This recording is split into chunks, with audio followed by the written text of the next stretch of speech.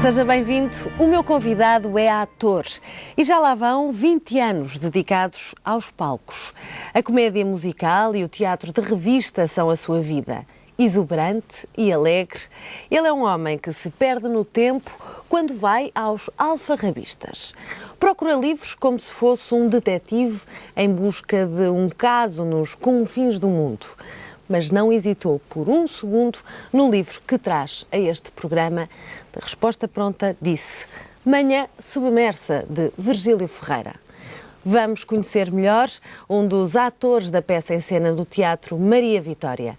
Bem-vindo, Paulo Vasco. Olá. É um prazer recebê-lo aqui. Mas antes de tudo, vamos falar destes livros que me trouxe das suas idas aos alfarrabistas. Aos alfarrabistas, exatamente. É um hobby que eu tenho, portanto, de vez em quando, pumba, lá vou ao alfarrabista à procura de qualquer coisa que... E de qualquer coisa? De qualquer coisa.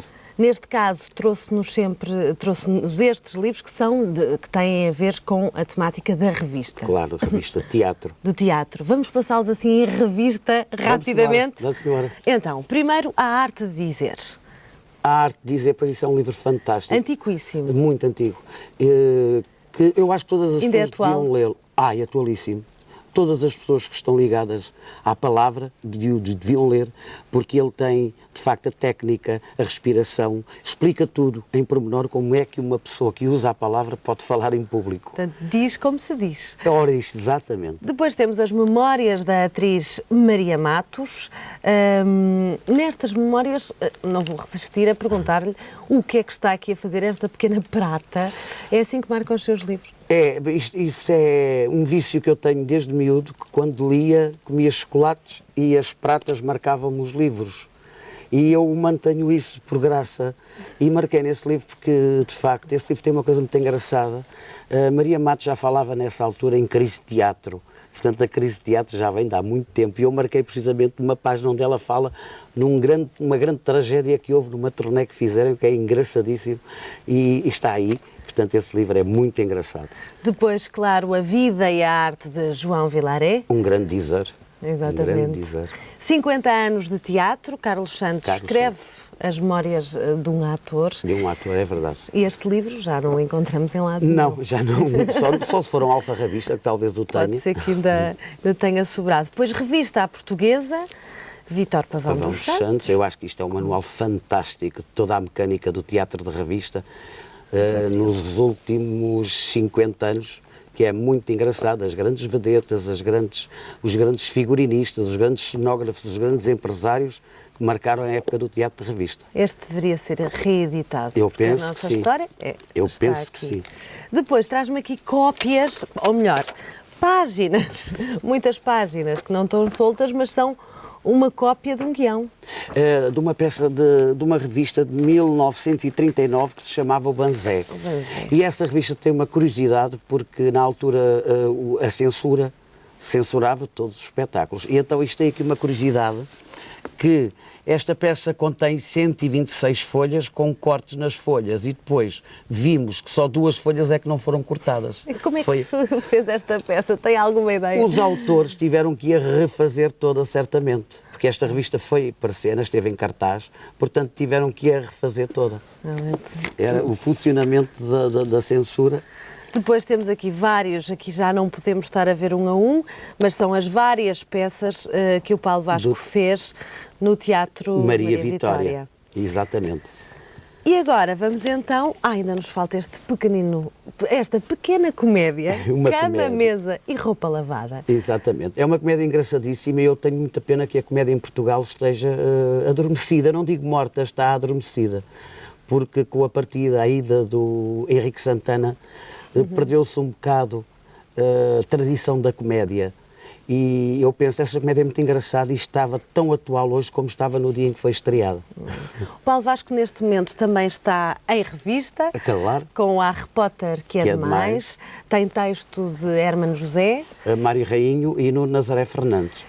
E eu queria só dizer, esta revista é uma revista que marca os 40 anos de atividade empresarial do Hélder Costa. Portanto, foi tudo feito em grande.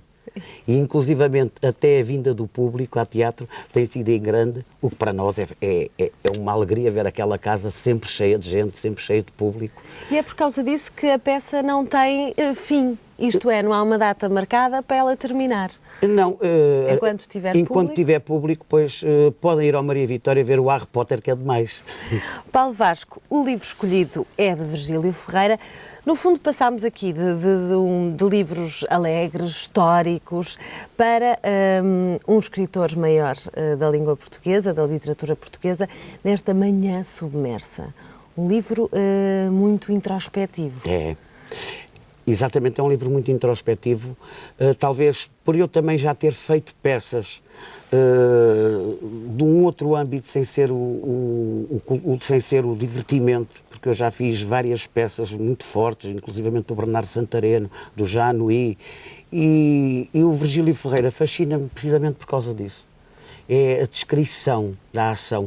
Nós começamos a ler o livro e estamos a ver tudo o que ele está a descrever. E vamos enquadrar as pessoas, portanto, entramos no livro logo com um personagem que vai para um seminário. Exatamente, é obrigado a ir para um seminário, para estudar. E essa não é a vontade dele. Portanto, e tudo o que se descreve é sempre a tristeza do personagem a verificar tudo o que está, que não condiz com a vida dele, não é aquilo que ele quer. Até que arranja uma saída, que é a automutilação. Quando ele vai para uma festa da aldeia e rebenta um foguete na mão para não ter que ir outra vez ao seminário. Para não voltar. Aliás, às páginas tantas é dito mesmo: hei de vencer, hei de fugir. Exatamente. Portanto, a força humana, a força interior tem muito mais força do que a força social. E como é que é este seminário? Como é que Virgílio Ferreira nos vai contando no fundo, esta vida deste seminarista? Eu vou ler aqui um excerto que exemplifica só esta frase, como é que é o seminário. Que o António diz: mas tudo isso eu descobri-o agora dentro de um alarme e solidão, perdido na distância das camas alinhadas, do teto gradeado, de traves do silêncio dos corredores. Portanto, só esta frase descreve logo o cenário. Nós estamos a ver o cenário, as grades, o silêncio nos corredores, as camas todas alinhadas. Portanto, isto é a descrição, de facto, da tão grande e profunda tristeza do personagem em relação a uma coisa que ele está, que é obrigado, que nem sequer nasceu para fazer aquilo. Usando um dos outros títulos de livros de Virgílio Ferreira, há alguma breve alegria, neste caso, neste António Lopes? Em algum momento do livro inteiro, que sendo essas descrições muito solitárias, sofredoras, dolorosas? Eu penso que sim, porque a parte final é a libertação. Quer dizer, ele fica mutilado, fica automutilado, mas liberta-se. Ele mesmo automutilado tem uma vida cheia, uma vida em que pode viver e fazer o que quiser. E a alegria breve, então, acontece só mesmo no fim da história. Exatamente. A clausura também é um dos temas muito abordados nesta reflexão, no fundo, da condição humana. Quando é que descobriu este livro? Que idade é que tinha o Paulo Vasco? Lembra-se? Eu, na altura, estava a fazer uma peça parecida com esta, que era O Crime da Aldeia Velha, e então eu tentar saber tudo o que tivesse a ver com seminários, com rituais, com coisas dadas ao povo, quer dizer, que o povo era obrigado quase a fazer por ensinamentos ou não ensinamentos de uma igreja. E então eu descobri este livro nessa altura, portanto já lá vão uns anos, e foi um livro que me marcou. Eu digo assim, mas como é que se pode controlar assim a vida de uma pessoa? Mas era, infelizmente, o que se vivia na época. Na época era assim, as crianças não tinham uma vontade própria. Tinham que ir para padres, ou tinham que ir para médicos, quem os podia pôr a estudar, ou então, porque inclusivamente o personagem principal muitas vezes quase que inveja a liberdade de um bêbado que está na rua, que é o tio dele, que é bêbado, é não sei o quê, é calceteiro, mas é livre. É livre, faz o que quer. Isto é fantástico. E para mim isto é fantástico porque toca muito no interior.